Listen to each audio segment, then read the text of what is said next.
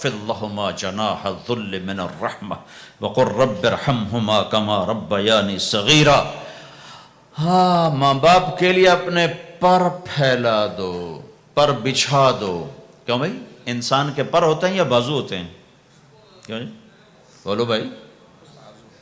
باجو، تمہاری گجراتی میں بولو نا، باجو باجو ہوتے ہیں نا، پر تو نہیں ہوتے نا۔ لیکن اللہ کہہ رہا پر بچھا دو، اپنے ماں باپ کے لیے پر بچھا دو۔ پر بچھانے کا کیا مطلب؟ میں بتایا کرتا ہوں کہ اس آیت کو کسی تفسیر سے میں نہیں سمجھا، نہ کوئی تفسیر والا یہ تفسیر کی طرف جائے گا۔ یہ جو میرا کالج کا ایک دور ہے، ایک تبلیغ کا دور ہے۔ کالج دور میں جب ہمارے گاؤں کے قریب دریائے راوی ہے، اس کے کنارے جنگل تھا بہت بڑا، اس میں ہم شکار کھیلنے جاتے تھے، ایک ایک ہفتہ جنگل میں پڑے رہتے تھے۔ تو ساتھ کھانے کا سامان، ساتھ سارے حشم خدم، اور ایک ایک ہفتہ ہم شکار کرتے تھے۔ تو وہ تیتر کو لگتا تھا نا چھرا، وہ چھرے لگتے تھے تو گرتا تھا، تو یوں اس کے پر یوں ہو جاتے تھے۔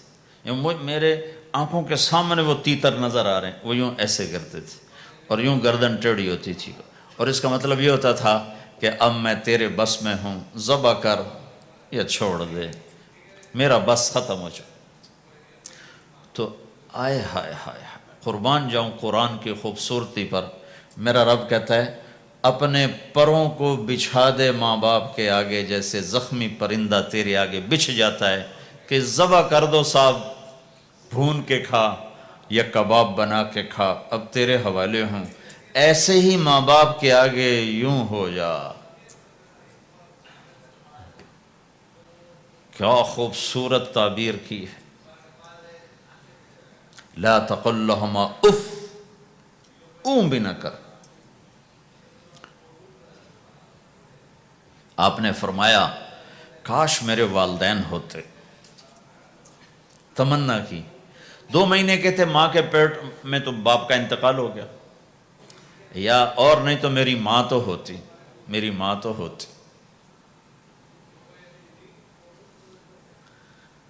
اور میں عشاء کی نماز کے مصلی پہ کھڑا ہوتا اور میں سورۃ فاتحہ شروع کر چکا ہوتا، اور ادھر سے میری ماں کہتی محمد، تو میں ماں کے لیے نماز توڑ دیتا، میں کہتا لبیک یا اماں۔ حج کا سفر ہے، 63 سال عمر ہے، ماں کو فوت ہوئے 57 سال گزر چکے ہیں۔ آپ حاجیوں کے ساتھ ابوا سے گزرتے ہیں، 10 میل آگے بستی ہے، پہلے قبر آ جاتی ہے۔ آپ نے احرام باندھا ہوا ہے، سر ننگا ہے، اپریل کا مہینہ ہے، ماں کی قبر سے گزرے۔ 57 سال میں آدمی کیا کچھ نہیں بھول جاتا، لیکن میرے نبی کے دل کا زخم اسی طرح بھرا نہیں ہے، اسی طرح تازہ ہے۔ آپ اونٹنی سے اتر گئے اور ماں کی قبر کے سرانے آ کے یوں بیٹھے، گھٹنے اٹھائے اور ہاتھ یہاں رکھے اور سر دیا گھٹنوں میں ایسے، اور یوں سر نیچے کر کے جو روئے ہیں جیسے چھوٹے بچے روتے ہیں۔ آپ نے دیکھا چھوٹے بچے گھروں میں ایسے روتے ہیں، ایسے ہم بھی بہت روئے اس طرح منہ گھٹنوں میں دے کر، تو میرے نبی گھٹنوں میں منہ دے کر جوں روئے جوں روئے جوں روئے، کئی گھنٹے روتے رہے۔ سن 2000 میں حضرت آمنہ کی قبر کی زیارت کے لیے پہنچا، ڈھونڈتے ڈھونڈتے اللہ نے پہنچایا، ایک رہبر کو ساتھ لیا، وہ پہاڑوں کے اندر وہ قبر ہے، تو وہ اندر ہمیں لے گیا۔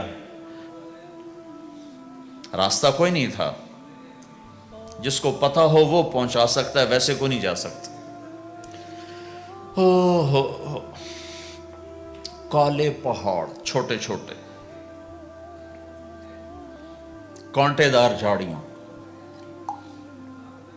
ایک پہاڑی ہوگی اتنی اونچی جتنی آپ کی چھت ہے، اس کے اوپر باقی پہاڑ تو ایسے تھے، نوک نکلی ہوئی، وہ اوپر فلیٹ تھا، کوئی 10 بائی 10 تقریباً۔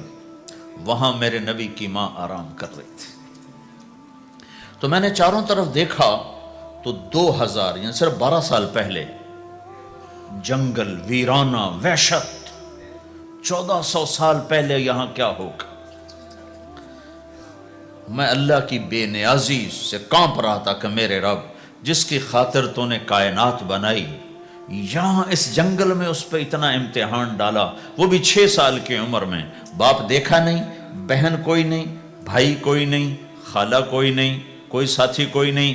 3 دن بعد یہ موت آتی تو مکے میں آتی تو کئی سینے سے لگاتے، 3 دن پہلے یہ موت آتی تو مدینے میں آتی، کئی سینے سے لگاتے، مدینے سے بھی نکالا اور مکے سے بھی دور کیا، اور جنگل کے اندر صرف 25 سال کی عمر میں اما آمنہ رضی اللہ تعالیٰ عنہ پہ موت نے وار کیا، اور اللہ کے نبی گھبرا گئے۔ 6 سال کے بچے کو سمجھ میں نہیں آ رہا کہ یہ کیا ہو رہا ہے۔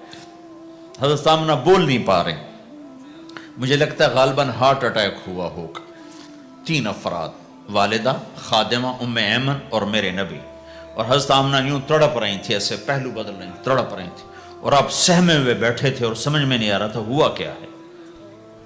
پھر حضرت آمنہ نے آخر میں اپنے آپ کو، ہارٹ اٹیک میں بولا نہیں جاتا، مجھے ہوا تھا تو مجھے پتا ہے بولا نہیں جاتا، آخر بجھتی شمع بھڑکی کا بیٹا ہر زندہ نے مرنا ہے، ہر جوانی نے ڈھلنا ہے، اور لگتا ہے میرے جانے کا وقت آ چکا ہے۔ ولد تو طہرن، تو ایسا پاک ہے کہ تیرے ذریعے سے سارا عالم پاک ہوگا۔ اور شمع بجھی، اور چھوٹا سا معصوم بچہ ماں کے سینے پر سر رکھ کے جو رویا ہے، کاش تم اس جگہ پہ ہوتے، اس خوبصورت ملک میں، تم ابوا کو کیسے جانو، اور میں تمہیں کیسے بتاؤں۔ میں ہزاروں دفعہ یہ قصہ سنا چکا ہوں، مجھے ہر دفعہ رونا آتا ہے کہ میں وہاں اپنے آپ کو محسوس کرتا ہوں کہ ہائے، یہاں اس جگہ اتنا بڑا امتحان، اور صرف 6 برس کا،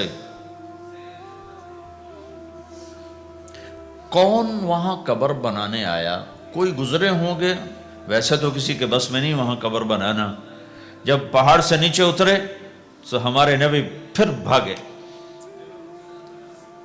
جب ام ایمن اوپر پہنچی ہیں تو کیا منظر تھا کہ ابوا کے پہاڑ بھی روئے اور زمین آسمان بھی روئے، اور ہر پتھر رویا کہ 6 سال کا معصوم بچہ 2 جہان کا سردار ہے، جنت کا چابی بردار ہے، اللہ کا جھنڈا ان کے ہاتھ میں ہوگا، شفاعت ان کی کہ طفیل حساب ہوگا، ان کی شفاعت کے ساتھ پل پار ہوگا، ان کے صدقے جنت کا دروازہ کھلے گا، ان کے صدقے جنت میں داخلہ ہوگا، ان کے صدقے گناہوں کی معافی ہوگی۔ اور اتنی بڑی ہستی والضحیٰ واللیل اذا سجا کا ٹائٹل لینے والا، وما ارسلناک الا کافۃ للناس بشیرا ونذیرا کا ٹائٹل لینے والا 6 سال کا بچہ، مجھے دیکھو ماں کی قبر کو سینے سے لگایا ہوا تھا اور اس کے اوپر لیٹے ہوئے تھے۔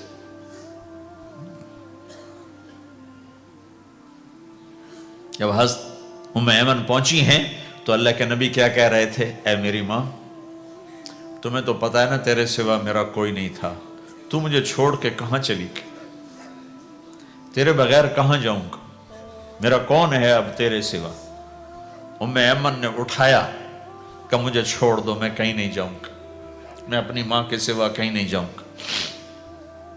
کھینچ کے اٹھایا، نیچے لائیں، اونٹنی پہ بٹھایا، 3 راتیں مسلسل روتے روتے یہ سفر ہوا ہے۔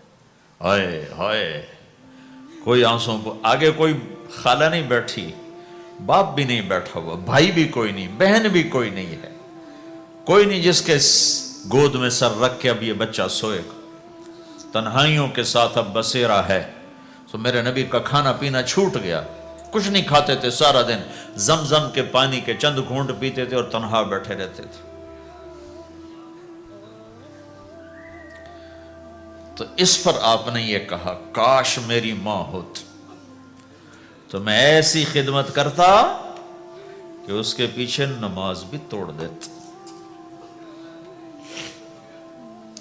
ماں باپ کا ایک مقام ہے جو دین بتاتا ہے بھائی، صرف پیسہ ہی بنانا سب کچھ نہیں ہے، اور بھی دکھ ہیں زمانے میں محبت کے سوا۔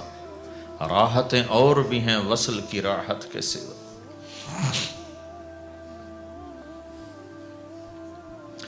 ماں باپ کا ایک مقام ہے، ان کو مقام دو، لیکن ماں کی وجہ سے بیوی پہ ظلم نہ کرو. بیوی کے عشق میں ماں پہ زیادتی نہ کرو. یہ گھر کی معاشرت ہے، یہ گھر کی زندگی ہے.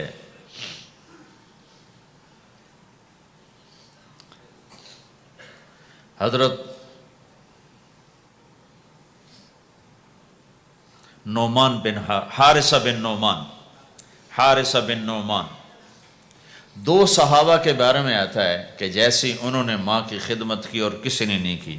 ایک حضرت عثمان، ایک حارثہ بن نعمان.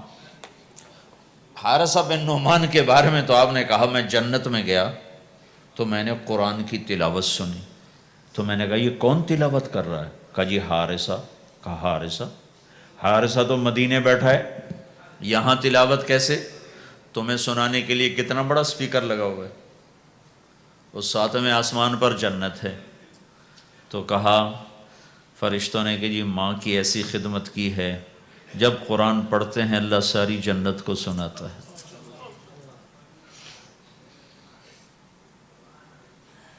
تو جن کے والدین یہاں ساتھ ہیں وہ انہیں غنیمت جانو، ان کی خدمت کرو. کبھی عرش پر، کبھی فرش پر، کبھی ان کے در، کبھی در بدر. غم عاشقی تیرا شکریہ میں کہاں کہاں سے گزر گیا. کبھی راستوں میں تنہا، کبھی ہوں ورود صحرا. میں جنوں کا ہم سفر ہوں، میرا کوئی گھر نہیں ہے.